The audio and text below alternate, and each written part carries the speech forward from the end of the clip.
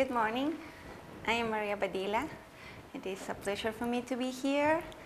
And this is my second day, so I'm less nervous than before, I think.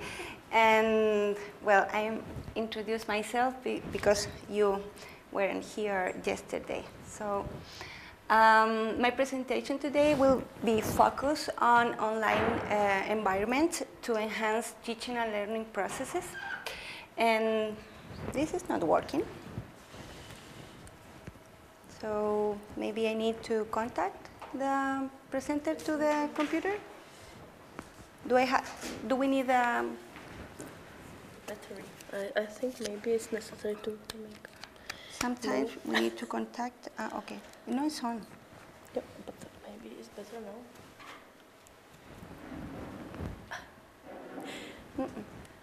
I will try to. Okay. Well, I work at the Universidad Católica de la Santísima Concepción and also in the Centro de Investigación en Educación y Desarrollo, which is a center focuses on education. And my research team is, like you can see, formed by 6 people. And this is my mentor, Marcelo Cariaga, and you will see his name during the presentation because he has a lot of experience and I am new in this field. So who I am? I am an assistant professor at the university. I have 6 years of experience. I am a journalist first, and then I decided to study education because I was working at the university as a journalist, but my main area was going to the school to cover the information and the infrastructure and activities in school. So I decided to start a new career. So I started to study during the weekends, and I changed everything. So now I am a teacher, primary teacher in fact, and also I decided to study my master's degree in education and also my PhD in education in Barcelona. And right now, I am the director of the REXE, which is a scientific journal, and also I am the director of the doctoral, which is a PhD in education program. And this program is a unique program in Chile because it is the only one which is accredited by the National Quality of Education in Chile. And we offer this program together with another 3 universities in Chile. All of the universities are located in the south of Chile. And as you can see in the map, my country is too far away from here. It is located in Latin America, and we are next to the Argentina, Bolivia, and Ecuador. And my city is located 500 kilometers to the south of Santiago, which is the capital of Chile, and it is called Concepción. And it is very, very famous. I said that before because the very big earthquake in 2010 was in my city, in Concepción. So we have a bad, famous precedent because everything was destroyed, and because of the tsunami, a lot of people died. It was an earthquake of around 9.0 points, so that was awful. And this is my university, and also right now I am working as a visiting research professor at the Arizona State University. I won a grant to do my postdoc in the US, so I am living in Arizona for 2 years. I only have 4, I think 5 more months there. And right now I am working with Meine Johnson-Glembert.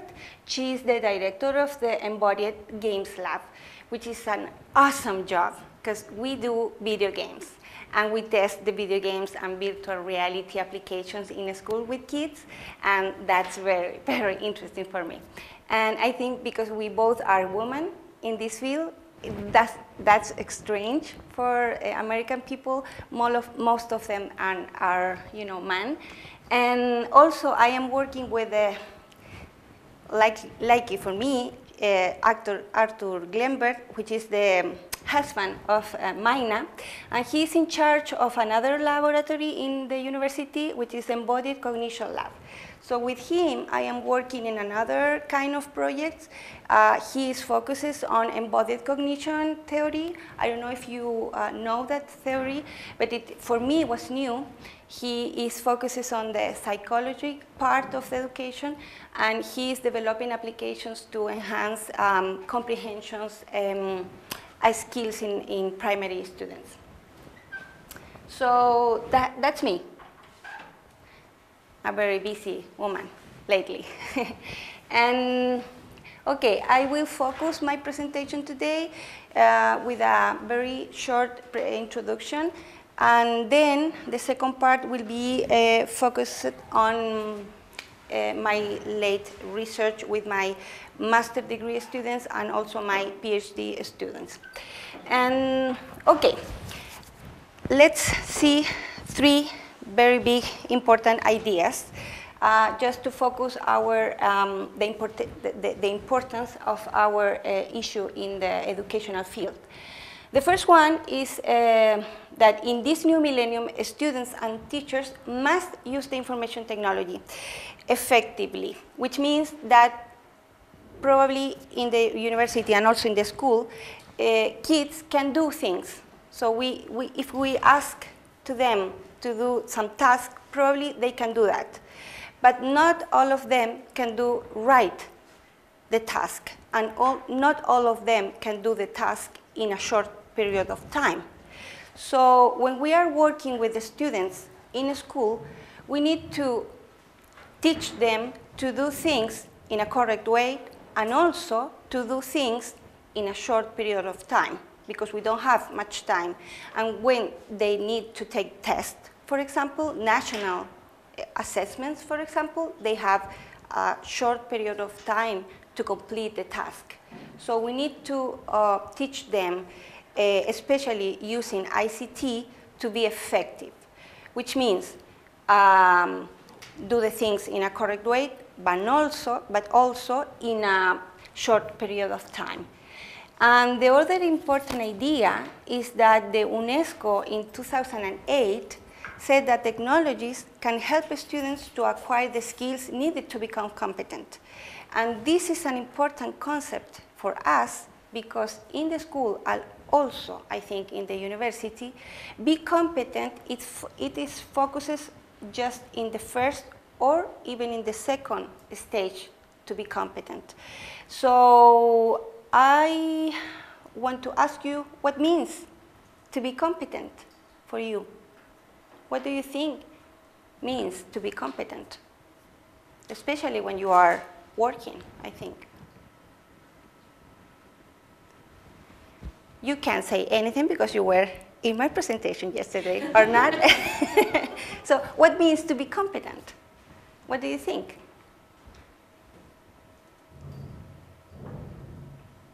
That's an easy question, eh? I think. What do you think, Lucy?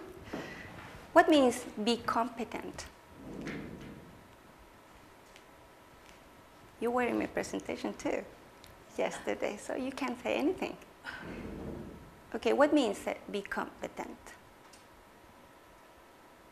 I am competent when I am, driving my car because I showed to the state that I can drive safely. So what means to be competent? To have the skills? Yes. What kind of skills do you think you should have to be competent? Do you mean as a teacher? I mean in general. In general. Yes. Because you said skills. Okay, I agree with you. The first step is to have skills. But what else?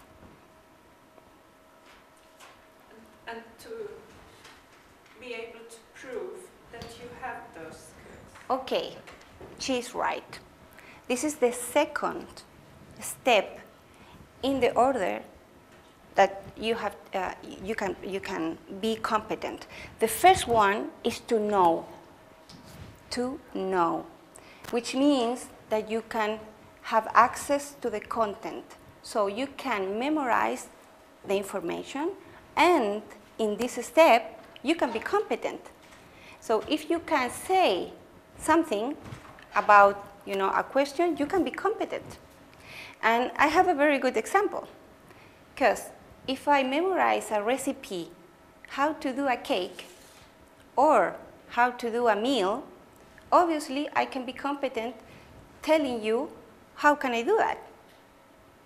First, I have to break the egg, and then I have to put everything in a bowl and add the sugar and add the milk and everything. So if I can memorize the steps, and if I can say what do I have to do in order to complete my task, obviously in the first step I will be competent.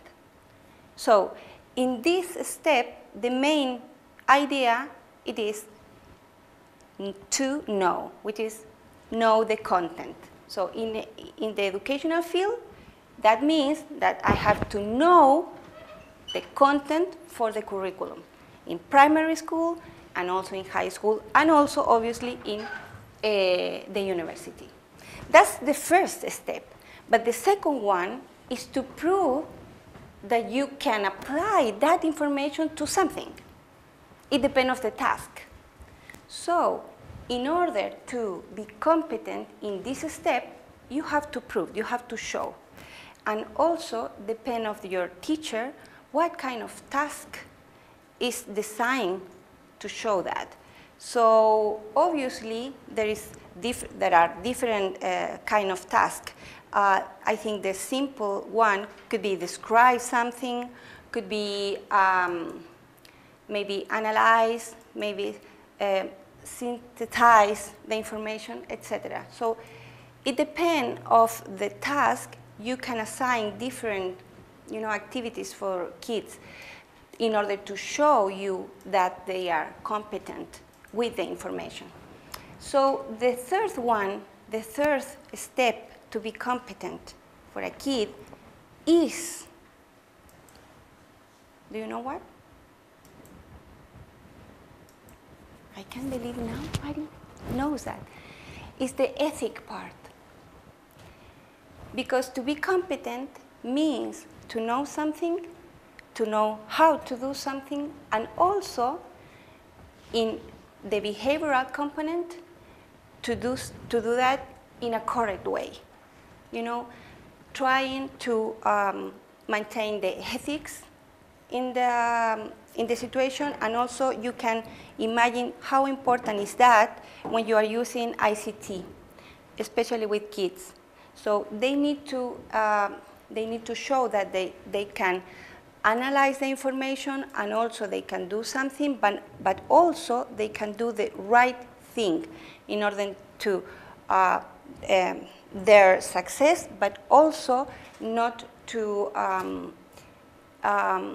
cause any danger or any pain in the classmates.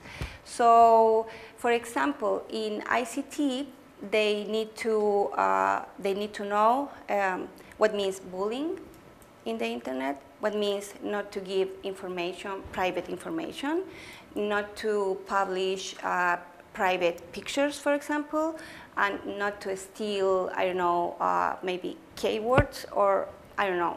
There are a lot of things that they need to do using ICT, which means the ethic and social behavior using the information.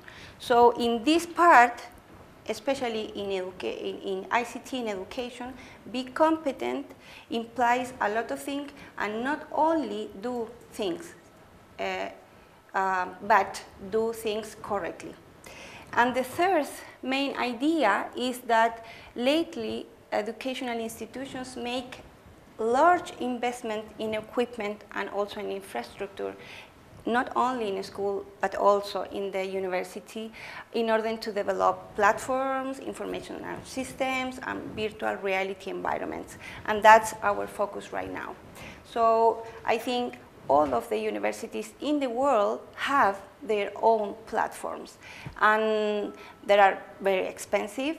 I am using not very different platforms in the US that we are using in Chile. We are using Moodle in Chile to have our courses as a teachers in the university.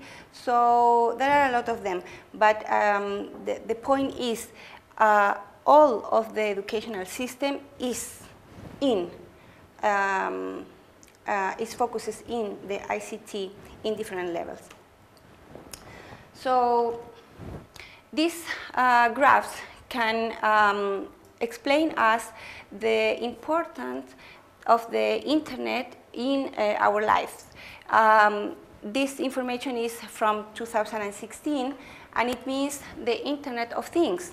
In 2020, which means 2 more years, there will be 50,000 million devices in the world, which is a very big increase considering the first idea, the data taken in 2014.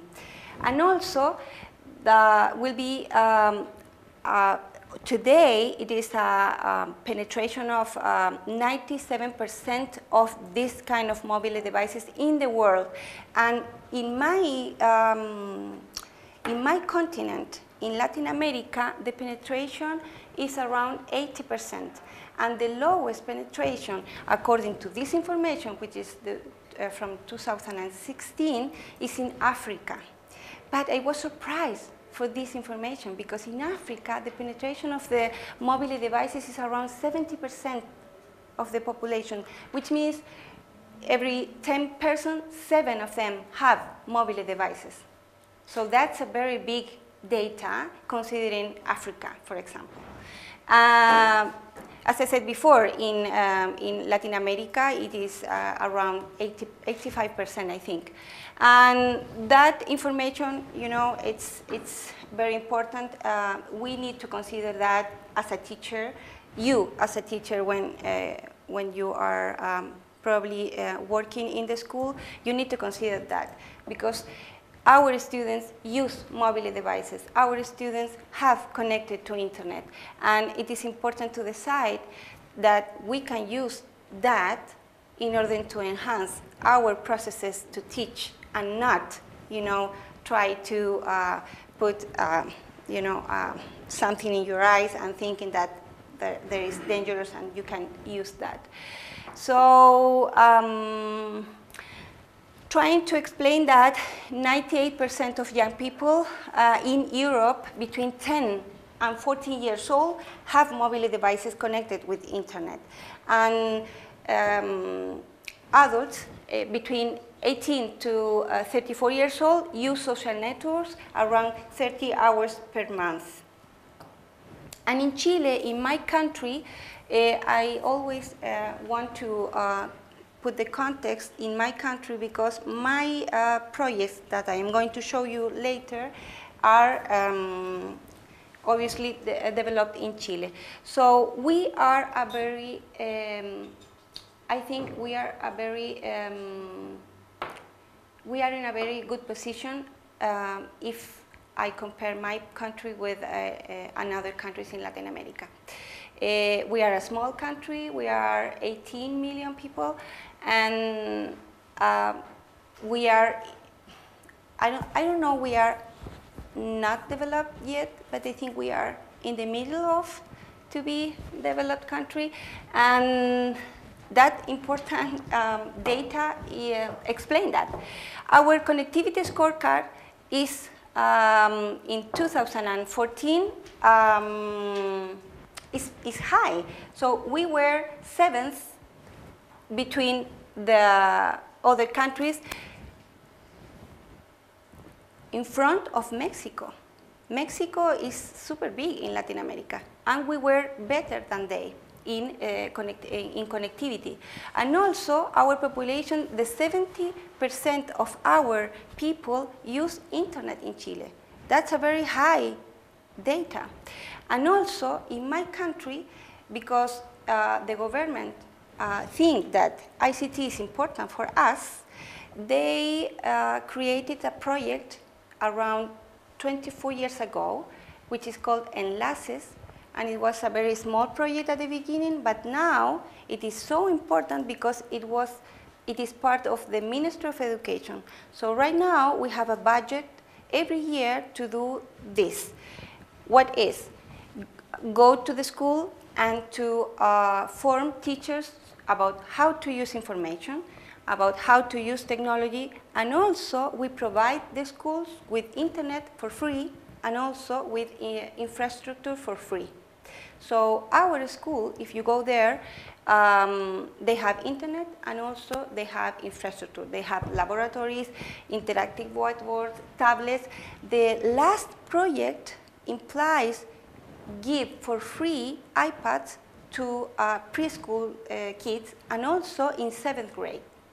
They have iPads in all the country for free, and they can take the iPad to home to do their task. So I think they are doing a lot of investment. But as I am part of a group of teachers in the Ministry of Education in Santiago, I asked to the person in charge of this project, and I asked, why did you choose 7th grade or preschool? What's the reason that you start with this kind of kids? And they told me, well, we don't have any project or any data to prove that this is better than, I don't know, maybe 2nd grade or 4th grade or anything. But I think that the idea is good, but they don't have any research to prove why in one or another year. So I think they need more, they need to consult before to buy things because they are investing a lot of money to do that. And finally, our national curriculum includes the use of ICT to enhance technological skills and lifelong learning. So we are, there is a law. So we don't need to think if we want to use ICT in school, because it is, for us, we are obligated to do that. So right now, in Chile, we have a lot of tests to measure how they are doing that.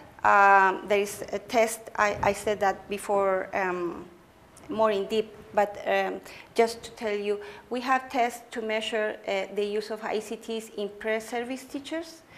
They have to take the test at the end of their career in the university, and right now it's not obligatory, so they can decide if they want to take the test or not.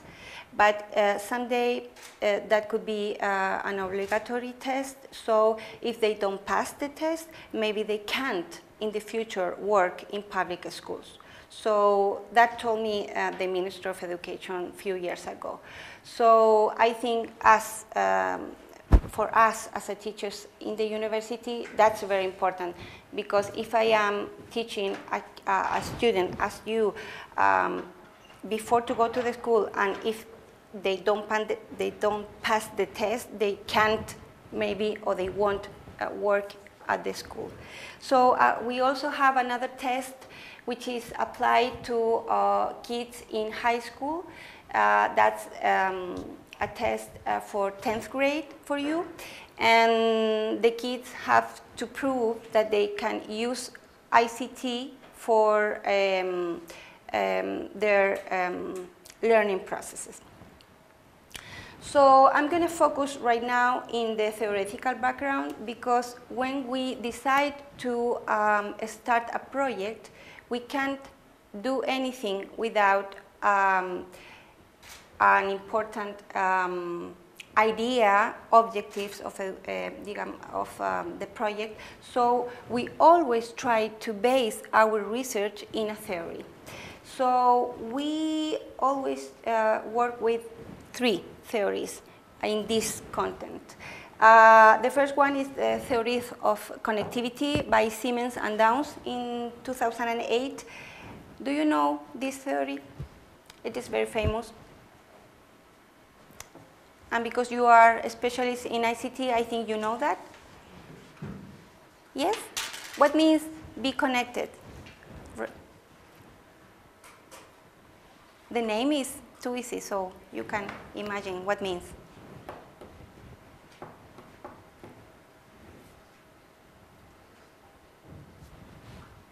Nothing? Really?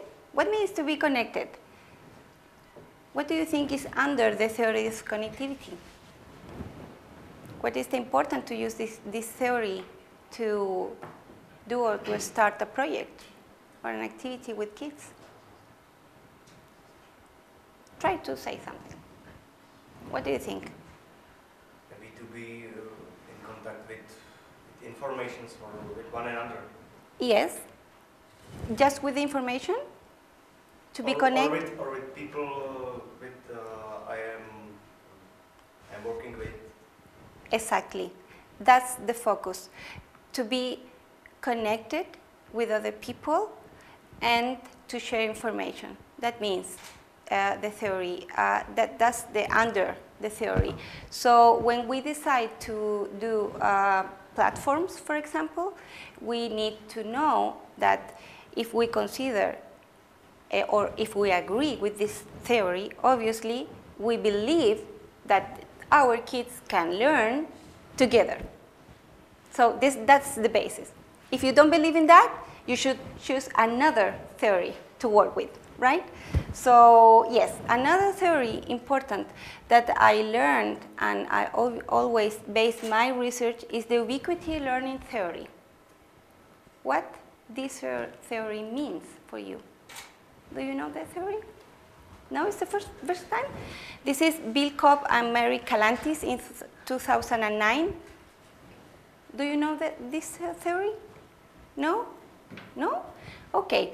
This one, there is an important congress in the US and based on this theory.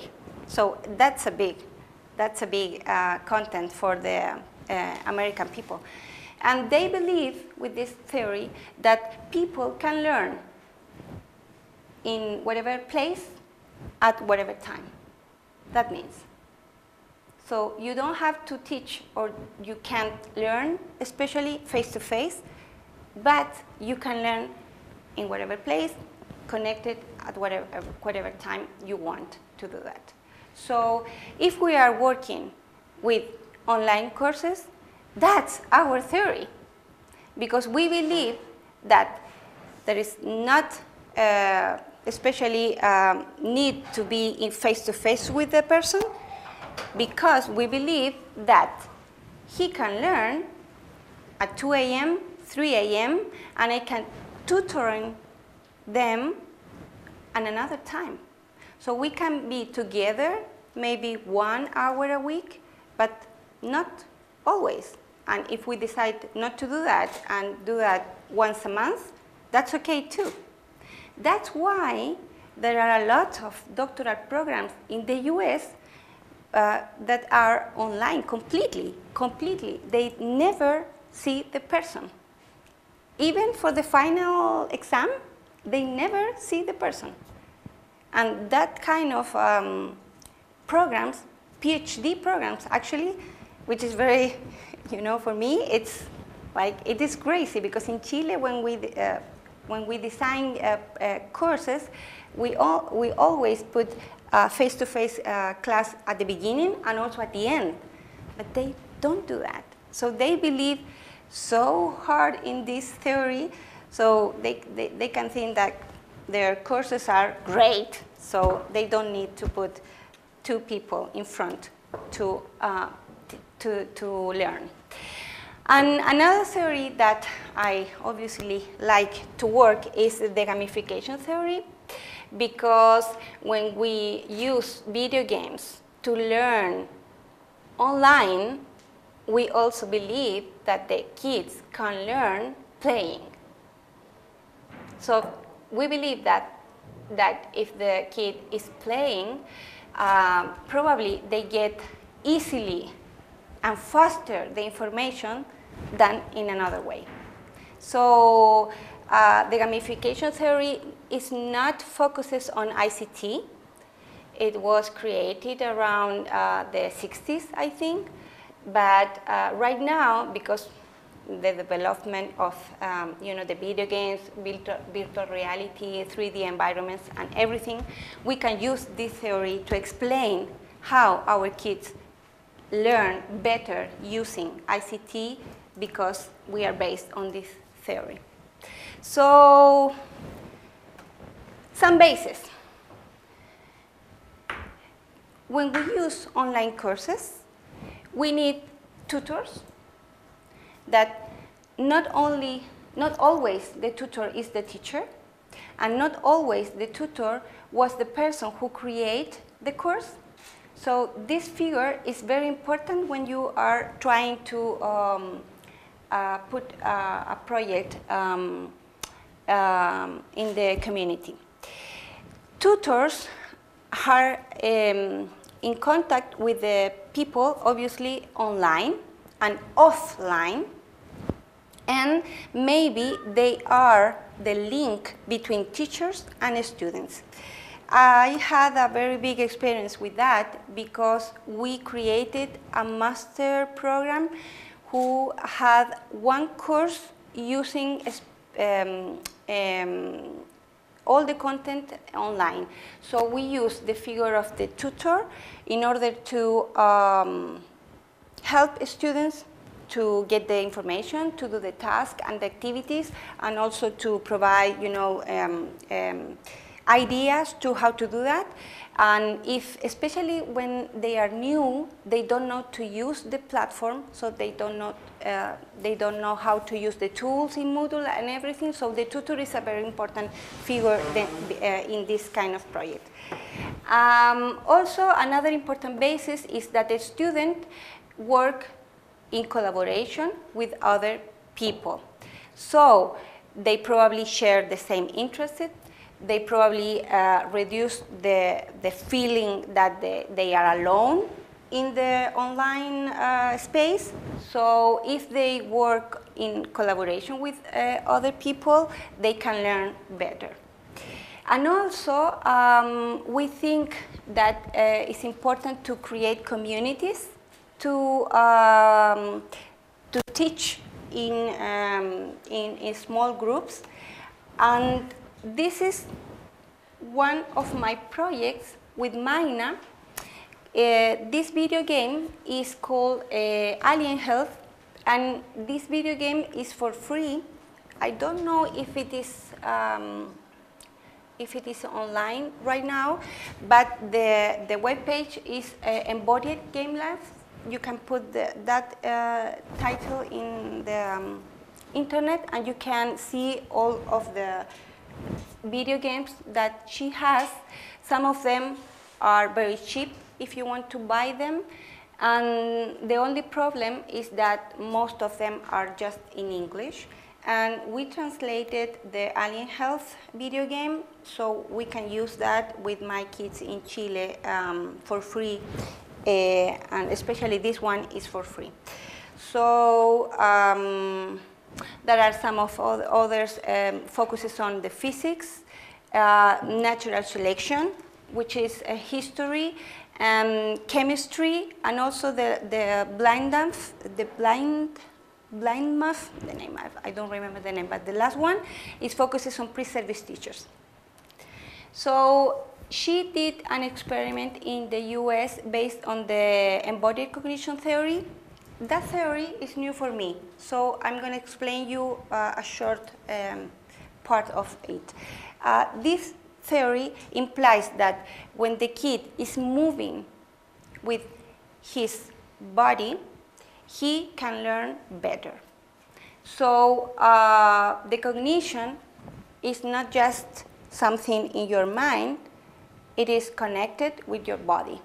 So with this video game, she used the Kinect, and the kid have to, move, catch things connected to the computer. So their results are not just the results of the, the number of correct or incorrect things in the video game. It is just, the time that you can do things with the during the interaction with the Kinect.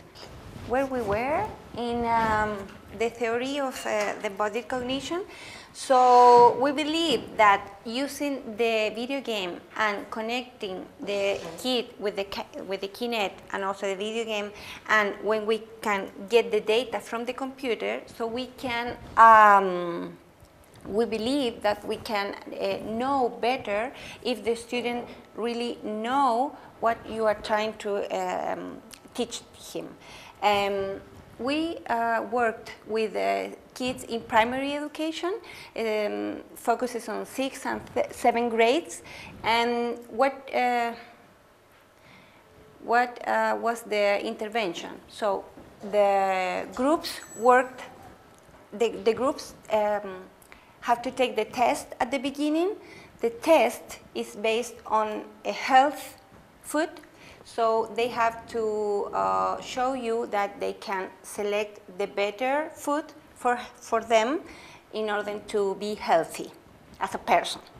So there are good food and bad food, and they have to choose what is better for them. And also then they have to play with the Kinect connected to the video game. And there are two different scenarios.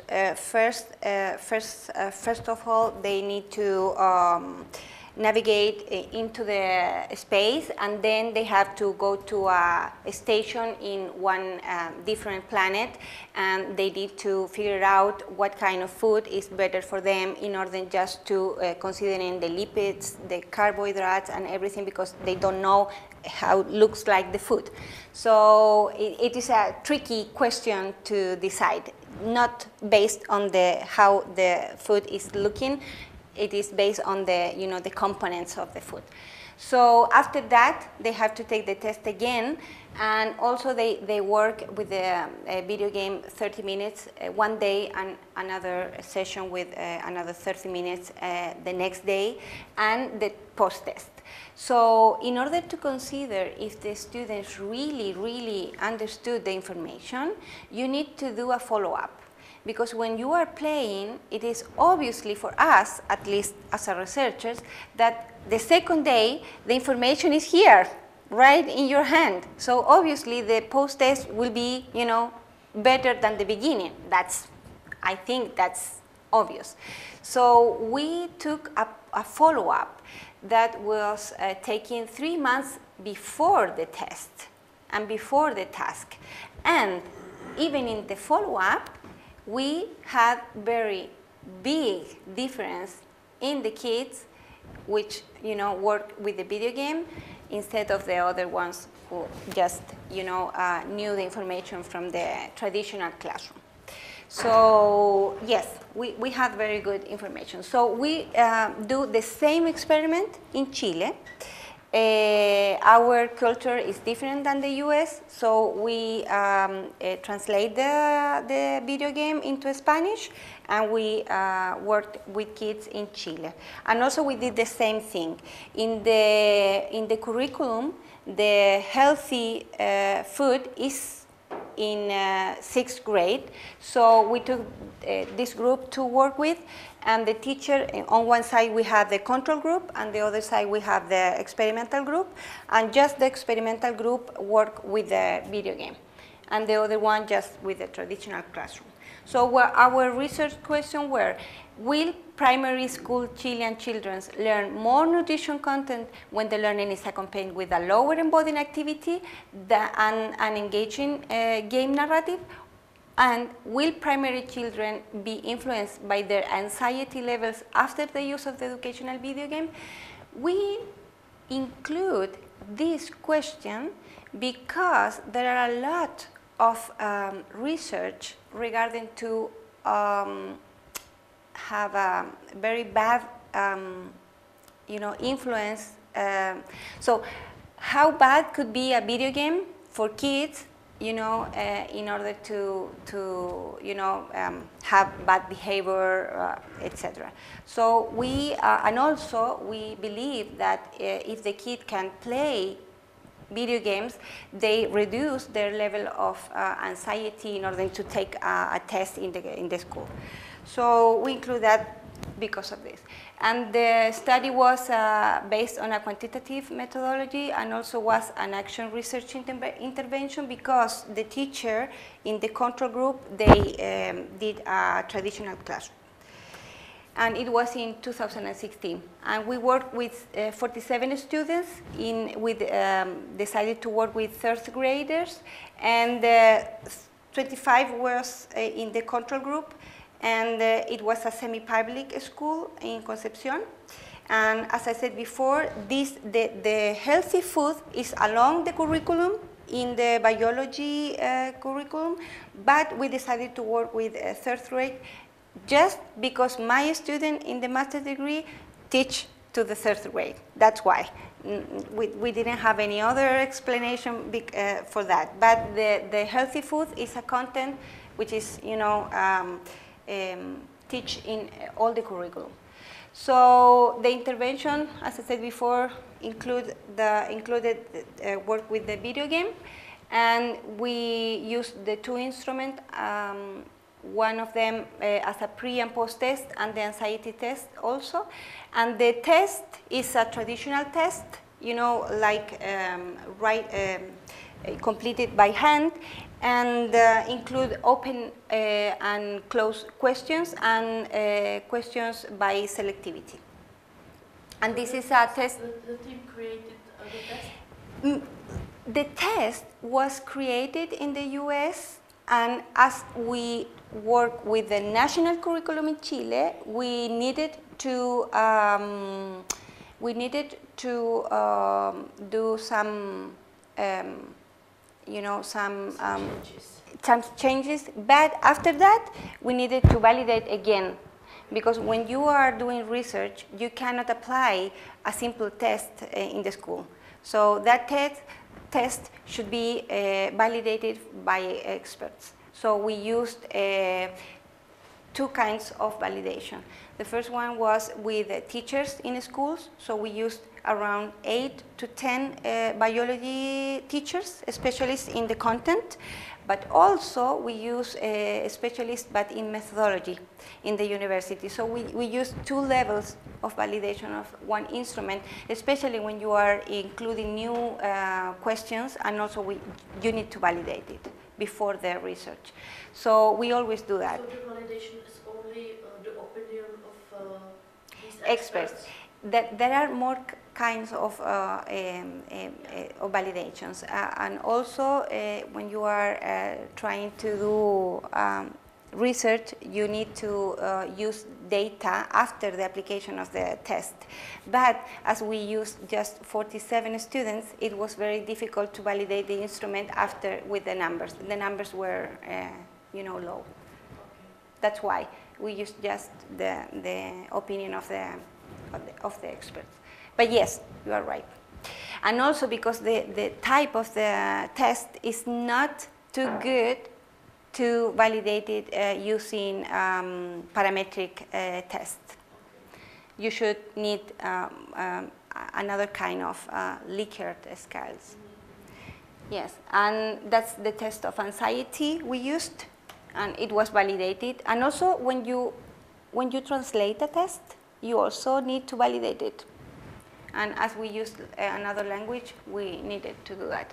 So the results for us were similar to the US, exactly the same. So we can say for real that our students did better or know better after the use of the video game than the control group.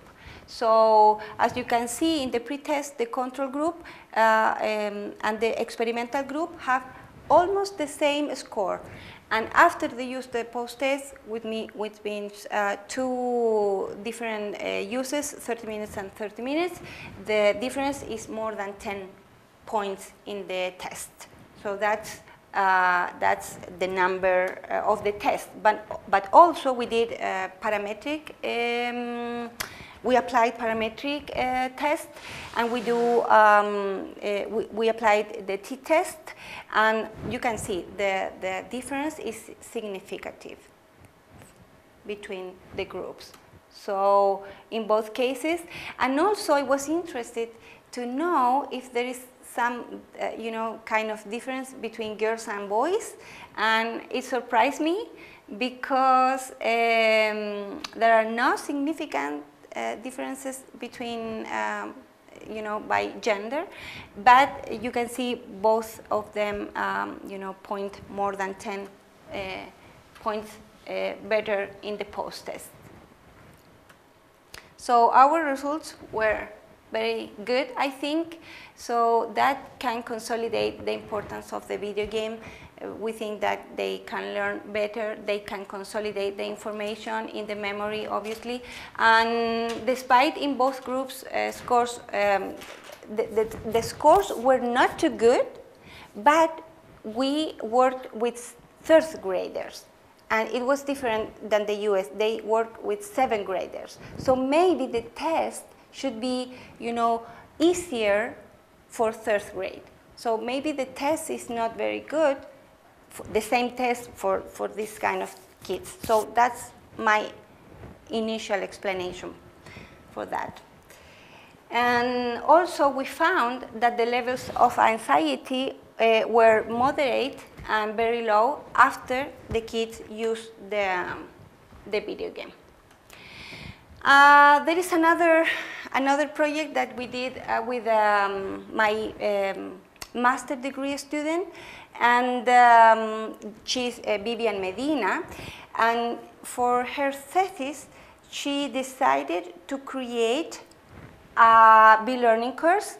She is a biology teacher, and she works in a, I don't know how to say that in English, but they prepare, after the high school, they prepare kids that they cannot go to the university because they don't have the score to go to the university, so they will prepare the students for a year to take the test again to go to the university. So she works with this kind of kids around 18, 19 years old. So in concrete, they are not university students. We know this as year 0, something like this. Yeah, maybe a bachelor, but they are not in the university. They are trying to go, so they need to improve their scores, especially in the different tests. So as she is a biology teacher, obviously she created the course in that area, but she can apply the same model to different contents. So the idea for her was to strengthen the recognition, comprehension, and application skills in pre-university students. So this is important because when you are creating a B-learning course, you need to focus on the skills that you need to improve. It is not necessary to at the beginning, it is necessary at the beginning to decide what kind of variables are you trying to improve in the design of the course. So she was trying to improve 3 different levels of skills in biology, which is so difficult. And I said to her, are you sure you want to do that? Because for me, that implies a doctoral degree, not a master degree, but she decided to do that anyway. And the thesis was around 400 pages. You can imagine that for each skill, you need to test around, I don't know, maybe 20 different things for each. So it is one test for each, or you have to create activities for each. So it is crazy, but she decided to do that anyway. So the main question was, the use of a pedagogical model in a B-learning course will help students to improve their skills in recognition, comprehension, and application? That was the first main question, research question. And we based our B-learning course in the incremental prototype model for educational platforms. This model was created by Cariaga Vendaño Jiménez in 2010. This is my colleague, Marcelo Cariaga. And this model explains the different phases that you have to pass when you are creating a B-learning course. So mainly, the idea is that you need a first prototype, you have to prove the prototype, and then you have to improve it. It depends on the people that give you the feedback. So for this course, we did 3 different circles in the same idea. So at the beginning, we tasted the prototype with students in 12th grade in the school, and also then we used some other kids, not our kids, to try the same platform, and also we did the test with professors which teach biology in the university. So we did 3 different circuits. And also, she based the construction of the content in the virtual course based on the knowledge management model, which is created by Marcelo Cariaga in 2009. And this model implies 3 different circuits. So the first model that I showed you before, the incremental prototype, it is based just on the technological part of the design. And this model, it is for the pedagogical side of the B-learning course. So you need to focus on different things. First one, you need to build the course, and then you have to decide what kind of content you are going to put into the course. So for this, she based the selection of the information based on this of this model. The pedagogical model she created implies this circuit based on our research in the master degree. So she took the model that Marcelo created. The pedagogical model is this one.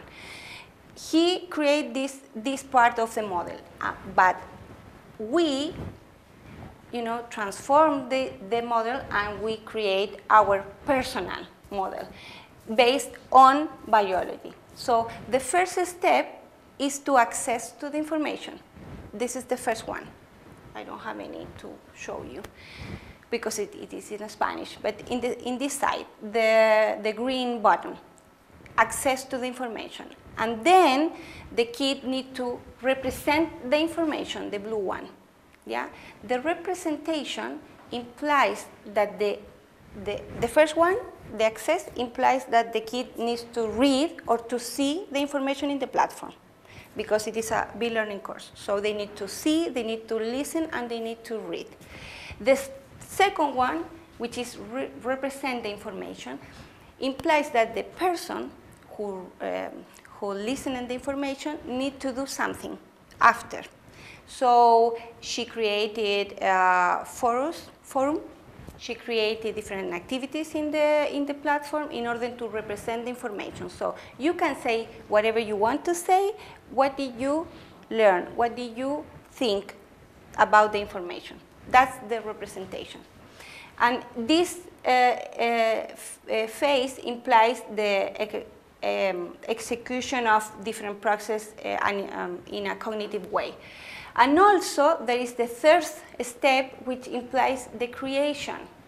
Creation implies, obviously, to put your own backup in the task. So they needed, for example, to create videos, or to create forums, or to create questions, or to create activities, applying the information. So the fourth step is to evaluate and give feedback to the student. In this case, we used the tutor figure. So it wasn't the same person who created the platform who give the student the feedback. The feedback was given by the tutor, or the tutor. And also the evaluation was using peers. So they, as a classmate in the online course, were in charge to give the feedback to the peers. So the evaluation wasn't especially given by the teacher, but the tutor, and also by the peers. And the next step is to transfer the information. The transfer the information means that the student needs to create something different in another platform. So they need to publish the information in another circuit, not in the e-learning course. So that's the way that they transfer the information. So we use, for example, different tasks in YouTube or in another kind of 2.0 tools. She used mixed design. It was an experimental design, quasi-experimental, to be honest, because she couldn't decide what kind of kids were in each group. That's why we decided to work with quasi-experimental groups. So the groups were, at the beginning, formed. So she just test or measure how was the ability at the beginning, but the groups were, formed before. So she didn't design anything. And the idea was the same than before. We did a pre-test, and also we did a post-test. In between, we did the intervention, which was with 30 students. In the 30 students, 15 in the control group, another 15 in the experimental group, and they were 17 years old. And also we applied another test, which is a national biology test, to go to the university. So they liberate different tests, and so you can, try to figure out how to complete the test. So we use our own test, and also we use the national test. And what happened with the kids? The control group just had the face-to-face classrooms, and the experimental group had the same classes face-to-face, and also the information in the platform. And she created 10 units, different units, in order to focus on the different skills. Remember that she focuses on 3, and that's a resume of some of them, because this was just the first unit, as you can see at the beginning. One unit looks like this. And this is the score. The score in the pre and the post test, the student, this is the control group, this is the experimental group, and you can see at the beginning that both groups were similar. 542 points at the beginning. Both were similar, completely similar. And at the end, look at the score. More than 100 points. More than 100 points. The highest score is 800. So if you have 800, you can study medicine, because it's the most popular career in the university, or dentist or something. But if you score 600, you can study enfermería, like primary care. Yes, nurse, exactly. And so 100 points makes the difference in the career that you can study. So that's a big, very big improvement in the kids. And also that's the main score. But also we can see into the ability. So the first one is the recognition ability, the comprehension ability, and the application ability. Remember that we tested 3. And they improved 20% in the recognition ability. We improved 10% in the comprehension ability, and they improved 30% in the application ability. So, yeah, both groups, I want to, to say again, both groups had the same face-to-face classes. 3 times a week, 1 year, both groups. The only difference was the experimental group had the tutor online, the activities online, the collaboration teams online, etc. Just one group. And we decided to take a assigned paper in order to not to share the information with the other group, obviously, and not to share the keys to go to the platform because it was locked, obviously. Yeah, because you can go down a project for a year if you share the information with the other group. So they needed to sign, and we had ethical issues with this, especially my student, because she was the teacher of the group, both groups, and she told me, I cannot do that. And I said, why? We are doing research. Why not? And she said, I know for sure that the control group will not enter to the university. But that was at the beginning. So I said, what do you think the doctors do when they are trying to create vaccines or something to improve the health of the people? So they try to, they kill people, trying to get what is better for people. So if we are doing this, you can change everything in the next 10 years. So yes, her fear was true. This group, the control group, had just 50 points of difference than the other one who had 110 points of difference. So I don't know what is happening now with those groups, but because it was in 2012. And okay, the last column is the national test. Because our big success was when the government published the national test, because they took the national test. As you can see, this is our test, our post-test. We created this test. 593 points. They obtained 653 points in the national test. This group obtains more than 30 points, almost the highest, because the highest is 800.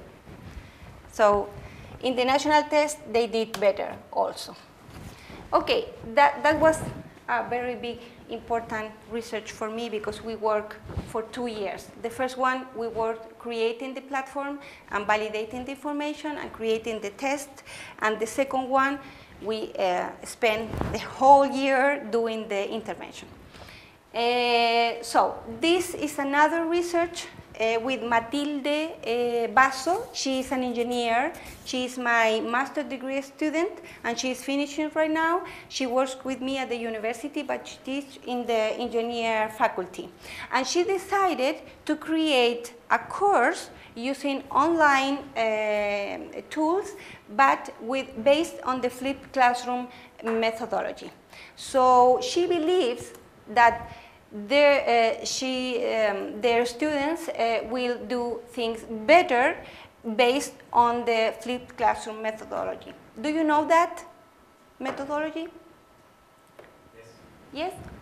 What do they do using the flipped classroom? Yeah, they are doing activities instead of lectures. Exactly. What else? And they have the lectures somewhere online. Exactly. That's it. You are completely right. So if you are using that kind of model or methodology, Matilde, she sent me some videos that she used with the students, and that's Matilde. So if you are using this kind of methodology, you as a teacher will need a lot of time at the beginning. So this is so hard for the teacher at the beginning because she needed a lot of time to create the I tested this video before and it was working without any problem. So the problem for us was we didn't have much money to record the videos, and also we didn't have anything prepared in order to create the courses online. So she needed, again, Murphy Law.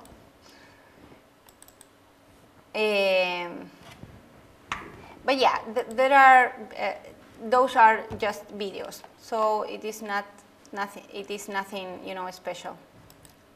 So I'm gonna go next.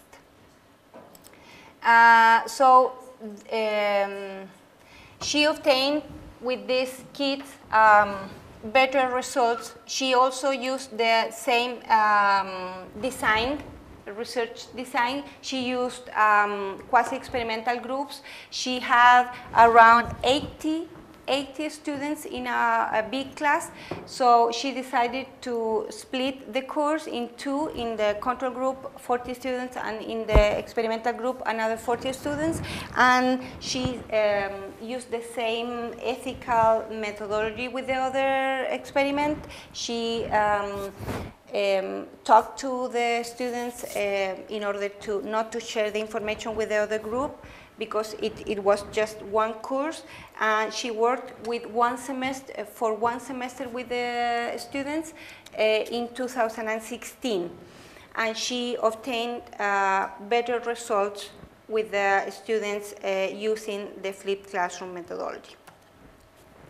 And also, this is the third one research that I did with my other students, and he created an application with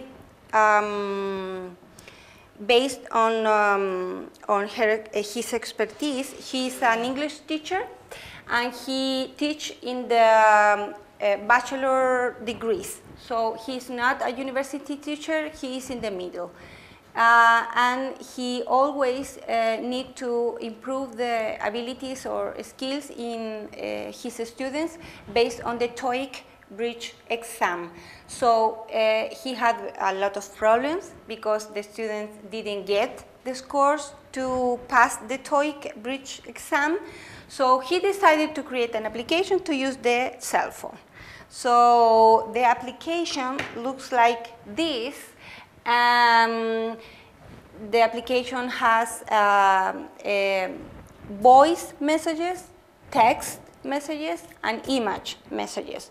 So the student can, try to figure out what means each word. Yeah?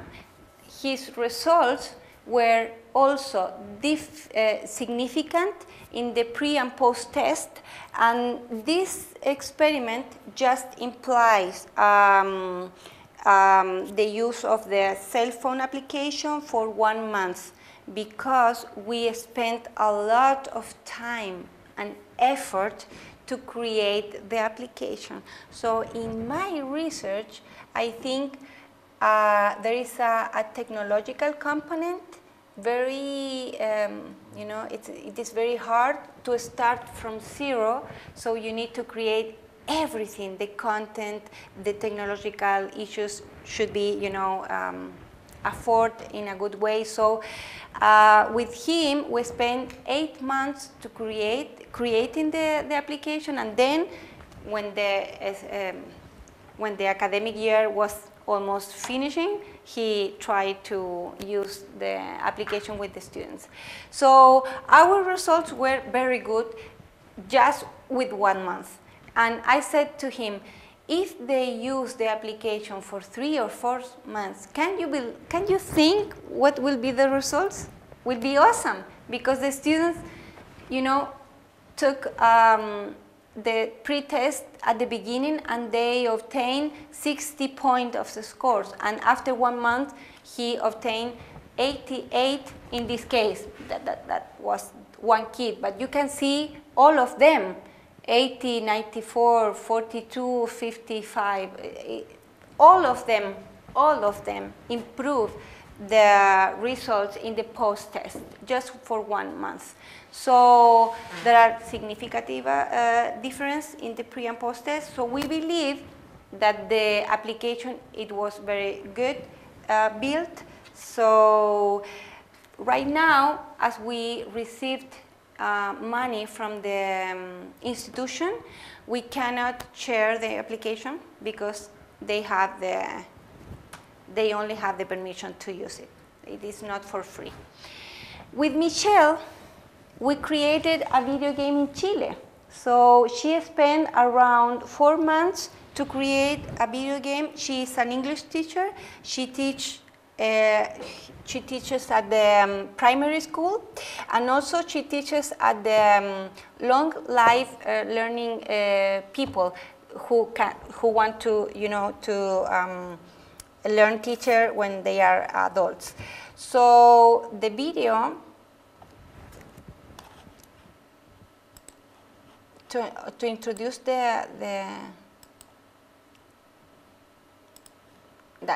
this is online, and the video game is for free, so you can play it online. It looks like something like this. So the idea is that the person pick the correct food, number, or daily routines in the video game. It has 3 levels, and it was built with using Construct software, because she took the class in the master program using this software. So that's the video game, and it's for free. And she took pre and post test with control and experimental group, and she used people around, on average, 25 to 30 years old, and people who never ever speak English before the class. So people in the level 1, I think, or 0 probably. So that's why we decided to work with this group and not with the elementary students, because in first year, most of the students know how to say numbers and how to say food, like, you know, orange, apple, etc. They know that. They know colors. It is very basic. So we decided to work with people who never ever knew English before. So the results were very good too. And at the end, I'm going to show you just for 5 minutes my research. That's my research, and I am very proud of it, because I got funding from the National Fund for Scientific and Technological Development in Chile for to implement my research. And it is called TIMI, and it was created, the project in 2012 for 3 years, and we got around $100,000. $100,000, $100,000, $1,100, $100,000,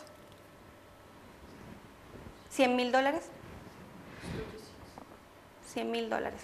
It was a lot of money for 3 years. So what we do?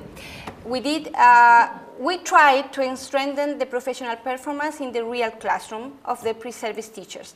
So I tried to work with my students at the university to simulate the pedagogical environments, but in 3D environments. So my problem in Chile is that she was my student at the university, and when she needs to go to the school, she doesn't know exactly what to do in the first year, in the second year. So they have different levels of the implications with the school. But my first thought was, at the beginning, the student needs more. They need more contact with the school. But when they are going to the school, the teachers in the school not allow them to work with the kids because they don't know how. They probably don't know the content. They don't know how to teach. So the teachers said, okay, go to the, to copy this test, or see the kids when I am going out to the toilet or something like that, but not to teach them, not like this. So I decided to create this environment, like they can, experiment inside, and also with the tutoring of us as a professors in the university. So in the first phase, we create the model, the pedagogical and technological model. In the second phase, we create the methodology activities, and in the third one, we implement the project. So we worked with more than 80 students from English teachers, language in Spanish teachers, and also primary teachers.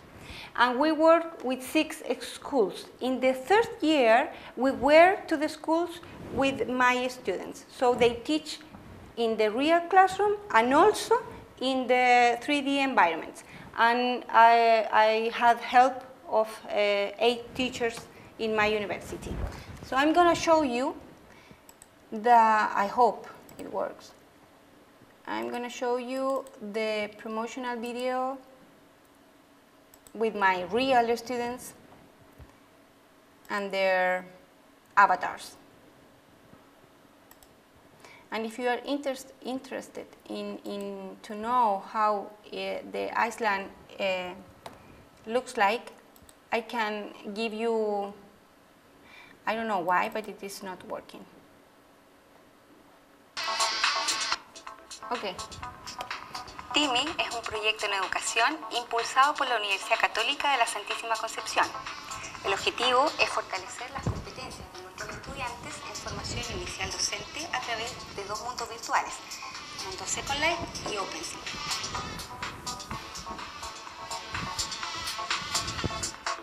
La plataforma principalmente es una excelente herramienta, ya que nos permite hacer clases virtuales. Cuando egresemos de la carrera es un proyecto totalmente aplicable, ya que hacer clases virtuales es una tarea totalmente innovadora. Es un proyecto online que se puede practicar desde su casa en cualquier sitio. Cada profesor compra un rol dentro de la plataforma y además nosotros podemos integrar este proyecto dentro de otros colegios para así practicarlo con los niños.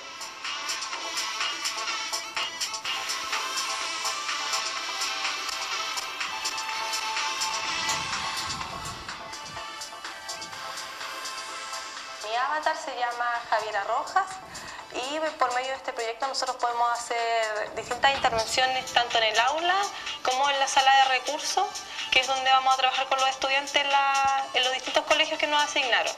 Y esto es para formar a futuros docentes en lo que es realizar clases virtuales a través del mundo Second Life, en donde nosotros tomamos el rol de profesores y tenemos compañeras que también toman el rol de alumnas, los cuales pueden ser con déficit atencional, alumnos mateos, y en donde nosotros podemos practicar acerca de cómo hacer clases.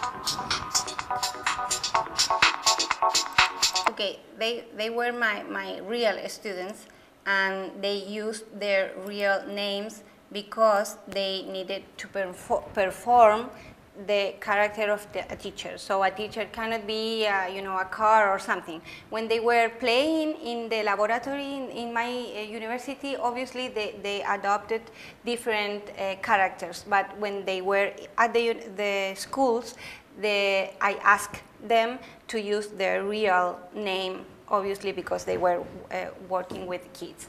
So this project was very big. And so we decided to work with two different platforms. One of them is Open Simulator, and the other one is Second Life. And why we decided to do that? It was a very, very big complication at the beginning because we didn't know anything about Open Simulator. But the experience was very good because at the end, we can say which one is better than the other one. So Second Life is a developed platform which is which costs around $170 per month. It depends on how big is your island, and the Open Simulator is a free space, and you need to develop everything inside. You can find different tools in different web pages, but you have to develop everything. So I worked with two engineers. We were my students in the master's degree program. So with my project, I could afford the payment of the Second Life, but when the project ended, I didn't have more money, and at the following day, the platform was closed forever. So everything what we built in the Second Life Iceland, we lost everything, because at the last day we didn't, we couldn't go inside. So right now we have the OpenSim Iceland still, and also we connected those Iceland with Moodle. We create courses in order to work with my students and in order to publish their activities in my university. And we connected both kind of platforms using Sloodle.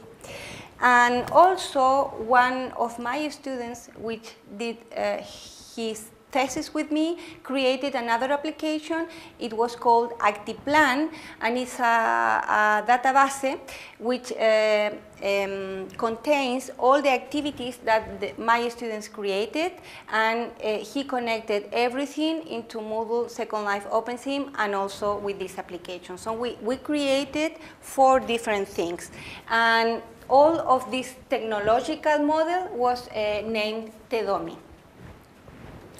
And also, with another master student, we create a model that focuses on the pedagogical aspect. As I said before, one thing is to create the technological infrastructure, but another different things is what are you doing when you are in the island. So for me, as a teacher, that is the most important part, not the other one, because I can pay to an engineer to create the island. This part was never created before, and I was around the world showing this model, and everyone was interested because nobody before that create nothing regarding to the pedagogical aspect. Why? Because Second Life was seen as a playful tool, like you can meet people here, you can join, you can buy things, but not for the pedagogical aspect that I was interested. So we create this model which implies different scenarios and different aspects in order to create activities for teaching and learning. So we start the idea thinking or believing that Second Life and OpenSim can, give you the different scenarios. So you can change the scenario in the Second Life or in the 3D environment. And also you have different tools. And with the scenarios and tools, you can interact with who? You can interact with the platform alone, so you can be inside the classroom preparing your class alone, and you can interact with another avatar, which could be a professor at the university, or you can interact with another student, which will be a pre-service teachers, or you can interact with a primary students in the school. And also you can interact with the parents in the school if you want. So it depends on the activity. You can imagine, the world inside this platform. And we believe that we can afford 6 different ideas working with the 3D environments. First one is the recreation. So that means that we recreate a class. And also we recreate the environment in Second Life and in OpenSim. And also as a teacher, we believe that we can personalize the activities in the 3D environment. We believe that we can evaluate or assess our students within the activities in the platform. And we can reduce the uncertainty. The greater practice, the greater knowledge. So if you do a mistake in the environment, nothing happened because you are simulating the activity. And it's not the same if you are going to the school. If you do something wrong, everyone else can see you, that you are failing. And also, we believe that with this kind of environment, you can escalate the information, escalate the activity. What means that you can work with 2 people alone, 2 people, 5, 10, etc. And on one time, we were 100 in the same place, in the Second Life Iceland. So you can escalate the amount of people inside at the same time in the activity. And also the versatility. And that was very fun because my students took the avatars like cars, like eagles or whatever. So they decided to create different activities based on the, ideas as I said before. So the second phase was implement the methodological model, technological and pedagogical aspects in different activities. So we created 20 challenges.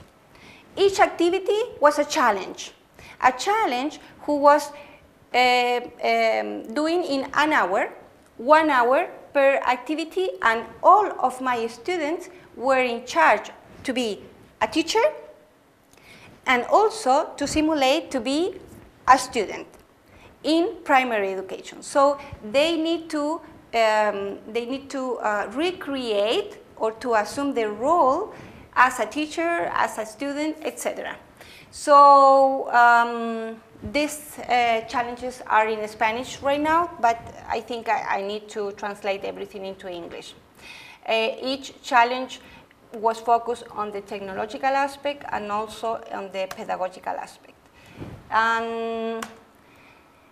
Okay, and in the third objective of this project, we were into the schools. So those are students in a primary school, and we need to the permission to the parents to work with them, and we worked in the OpenSim platform because it is locked, and in Second Life it is not locked. So it will be difficult for us to control what they are doing in Second Life. So we decided to work in OpenSim.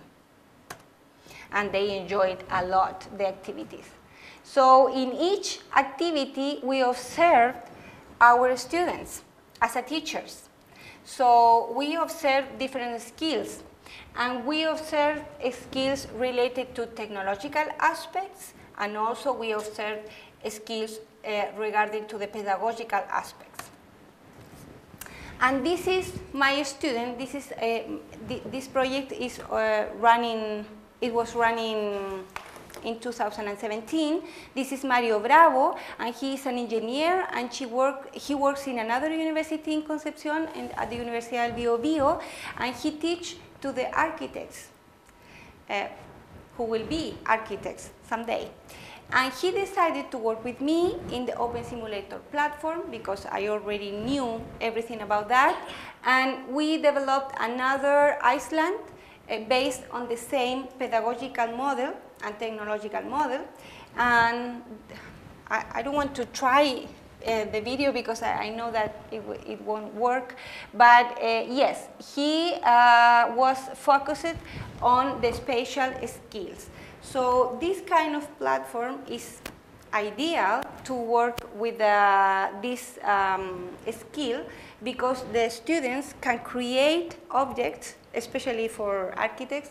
They can create 3D objects, so they can move the object, they can change the form of the object inside the platform. So it is very easy for them to understand the ideas. And with him, we validate a questionnaire to measure the spatial skill. Because what was our problem? What is our problem always?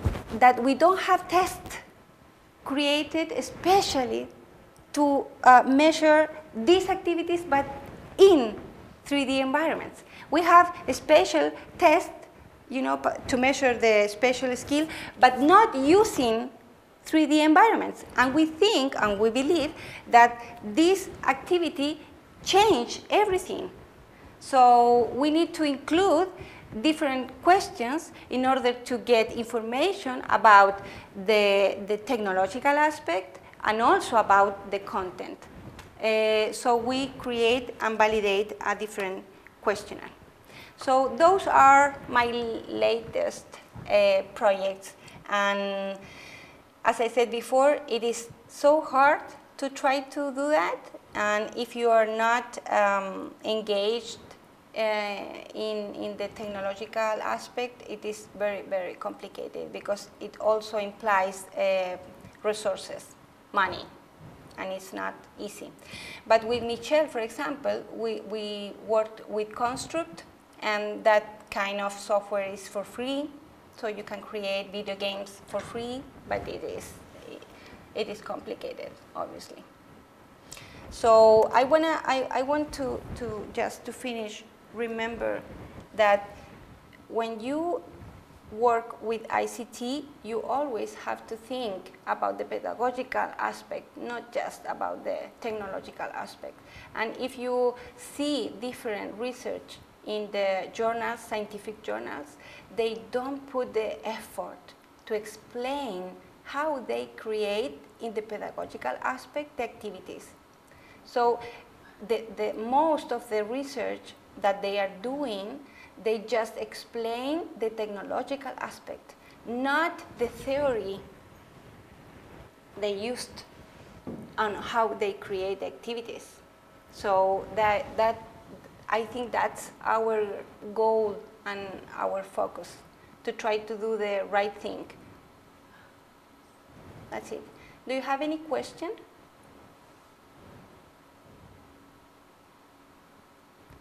So probably you will need to do something like this for your doctoral thesis someday. Or not, I don't know. I have a question. When you work with the control and experimental group, you normally do that the experimental group do something more with technologies, because one of the research presented was like this, that both groups had the same the same lessons face to face, and one group has something more. Something else, yes. Something else. And how do you know that the effort more, or with ICT or without? Yes, that's a very good question. Is the right, right thing that the results are lying to the effort, the more effort, Yes. not to technology? Yes, that's a very good question, because we thought about that in all of our research. We think about that. So we cannot control. In educational field, it is very complicated to do research, because there are a lot of factors or variables that are underground. So it is complicated, and you cannot control all the variables, of course. That's not possible. This is not a laboratory, so we cannot control everything. Based on that, we can control some things. Not everything, but some things. So what can control? Time in the platform. So we can measure how many hours, minutes, and everything they are in the platform. We cannot control what they are doing in the platform. So maybe you can, you can read, but you don't know if they are reading or not. So you can see if they download the document, that you can see that. But you can control other things, like, for example, the minute of they are in the platform, and also you can see the forums. So if they are publishing something related to the activity, so you can evaluate that, and also you can evaluate the products, because in Second Life, for example, and in OpenSim, we ask to our students before the classroom to prepare the class, because we are simulating the pedagogical activity. And always when you are doing a class, you have to prepare the class outside the class. So I don't know what they do outside the class, but I can see the product of that. So we asked to upload in the Moodle platform first the presentation that they are going to use in the Second Life or OpenSim, and also we needed we recorded the activity. So in order to measure the pedagogical aspect, we observed how they do the teaching class for 1 hour. So we observed around 20 students for 1 year. That was a lot. But you are right, we cannot control everything. So that's why, look at that, that's why we created the Moodle platform. Because I told to my student, how can I know what they are doing in the Second Life? And he said, well, we can record, but I said, I can record everything. I can record the group. And we did that. We recorded the activities when they were in one big group. But I couldn't record what they were doing, on Sunday 4 a.m. at home. If I was at the same time in the platform, of course I can, but not always. So that's why. For very complex tasks. Exactly. Exactly. For very small tasks. Exactly. So my main concern was to have evidence about the work. And the evidence for me was observational classes, the material that they created before to do the class, and also, I think that was the best idea I had. It was the bitácora, like a journal, travel journal. So I asked them after the class, just after the class, take 5 minutes in order to write the main ideas about their behavior. So I asked them, if you felt like you failed, like you did bad or you did good, or your students were good or bad, you have to write that, because I want to know your feelings after the activity. So I have log diaries for each class, for each student. So I didn't do the analysis of that because it was too much, but I have the data. So someday maybe I will have time for, you know, to analyze that. It will be qualitative analysis, and that's a very hard kind of analysis. But yes, you are right. It's hard. So I did 3 master theses with this project. One focuses on the technological aspects. One focuses on the didactical aspects, and another one in the pedagogical aspects. So it was very big, a lot of effort.